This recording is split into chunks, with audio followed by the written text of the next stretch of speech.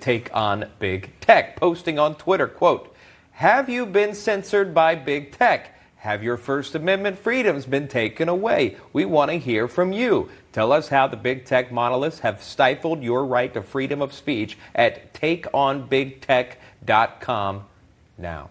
Katie Sullivan is a top official with America First Policy Institute, the nonprofit that's spearheading the campaign. She joins us now live. Our panelists are standing by as well. Jennifer and Jack, good to see everyone here. Katie, good to hear from you. First of all, have you gotten any response yet? Have you looked yet? Have folks written in? Any response? There's thousands of American people who have been censored and feel wronged by big tech. So we are up, at the crack of dawn and starting to weed through all of the responses that we are receiving. So yes, a good response. Americans seem to be quite concerned about this. Yeah, so far, a lot of folks, especially particularly conservatives, as you point out, feel that way. President Trump bringing this class action lawsuit, this also could make headlines as one of the biggest class action lawsuits that we've ever seen. And you continue to count those numbers. Those are already rolling in. What are your thoughts on that, the timing of it, if you will, why you wanted to get involved, the Institute, why they wanted to get involved? Tell me about that. Thank you. Yeah. So we do have a great team of litigating attorneys, and that's led by John Cole. The America First Policy Institute, run by Brooke Rollins, Chairperson Linda McMahon. We are involved as a public interest litigation center. I'm the executive director. And, we are so concerned about the First Amendment rights of everyday Americans. This is really about everyday Americans. There's no question that President Trump absolutely is the epitome example of someone who has been wronged by these big tech monolithic oligarchs that are running basically messaging, deciding what's information, what isn't information. So this is so important to American people. I have spoken to countless people in preparing for this lawsuit.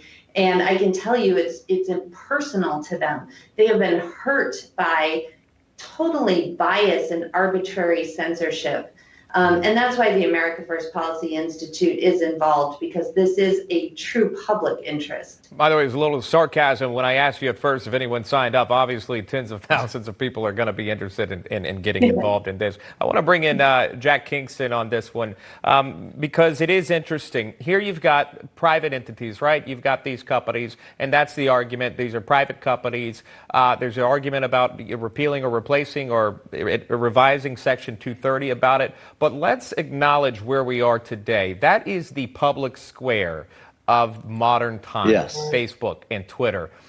Maybe there's got to be some sort of change, some would argue, as opposed to kicking voices off. That would be the equivalent of back in the day, not allowing certain people to come and voice their thoughts at the public square. Jack Kingston. There's absolutely no question about it. They have a monopoly. They have communication dominance. They can say or do whatever they want and shape the messages about it. When they got the 230 status, that was, I believe, 1996, and we in Congress wanted to encourage their growth. We thought this was a good thing, but we had no idea that we were going to be creating a Frankenstein-type monster that actually went against the Constitution of the United States as respects freedom of speech.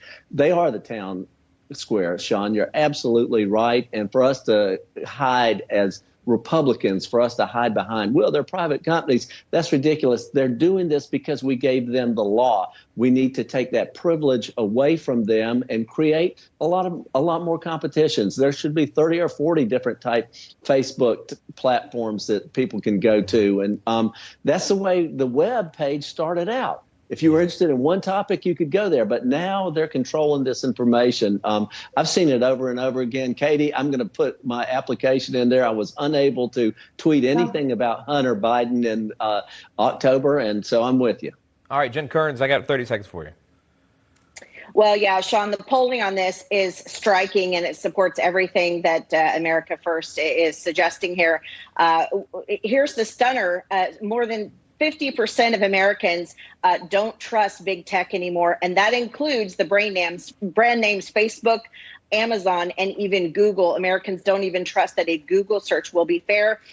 Here's the stunner. 65% of Americans now want big tech regulated, and that comes from Main Street America that doesn't like regulation typically. And here's the last stunner, Sean. Only one third of Americans could think of something positive to say about their big tech bosses. I think that speaks volumes. And this is a story we'll continue to follow. Katie Sullivan, a major player in that, and we appreciate her time today. Katie, best of luck, and we'll talk.